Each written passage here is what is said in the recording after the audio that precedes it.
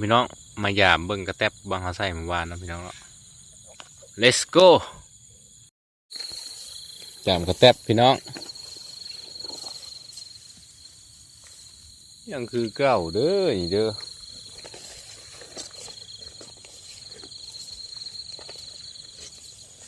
ด่างที่สองไปใส่จะเอเรียบร้อยคือเก้าลงไปน้ำพี่น้อง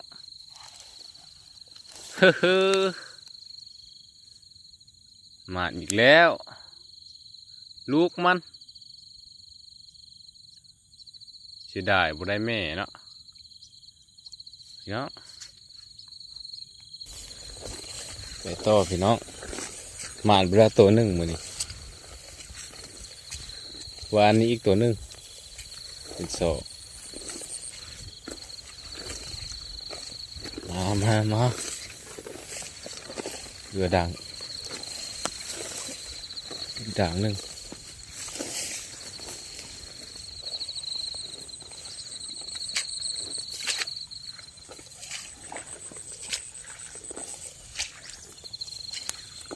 เป็นจั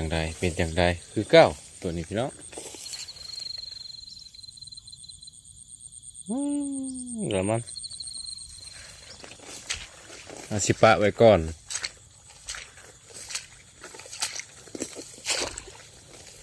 ประมาณเที่ยงเราจะมาหยาบไหมนกมันสิลงกินตอนประมาณสวยๆเนี่ยจักหน่อย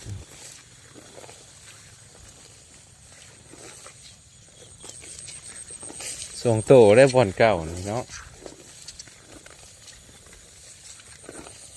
บอลอื่นกับบุถือคือบอลเก่านะด่างอื่นกับบุถืออีตึกด่างเก่านะ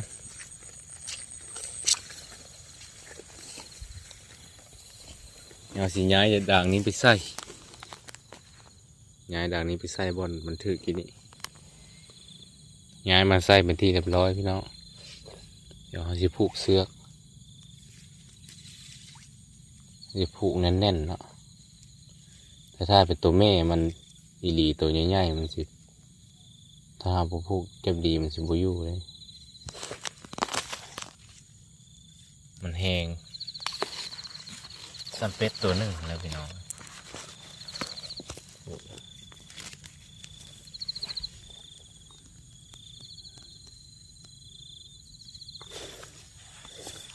เขาก็สิย้ายอีกด่างนี้อีกใส่ตะวันนี่ละด่างนี่พี่น้องมันบ่ถือยังคือเก้าอยู่แต่มันก็มีขี้อยู่นี่ตอนมาใส่วานนี่บ่เห็นนี่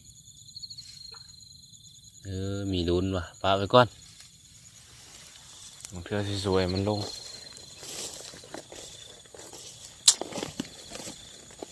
โอเคดีกว่าบ่ได้ตัวหนึ่งเหลืออีกด่างหนึ่งหยาบมันก่อน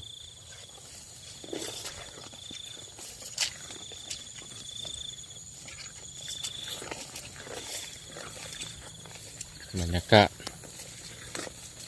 ลัดเศร้าว่างนี้ก็มีนี่พี่น้อง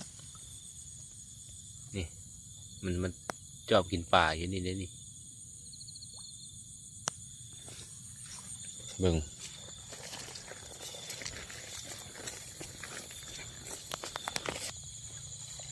มาฮอตแล้วพี่น้องด่างนี่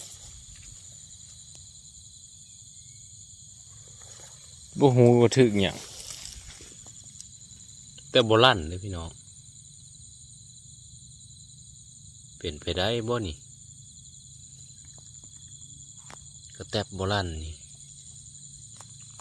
ปกติมีแนวมากินมันก็ต้องลั่นนะพี่น้องเบิ่งหอยก่อนหอยนกก็คือบูเห็นเอาพี่น้องเท่านี้เราได้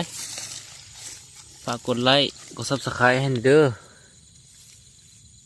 คลิปหน้าว่าสิมาลาต่อ กดติดตามไว้ขันอยากเบิ่งก็ได้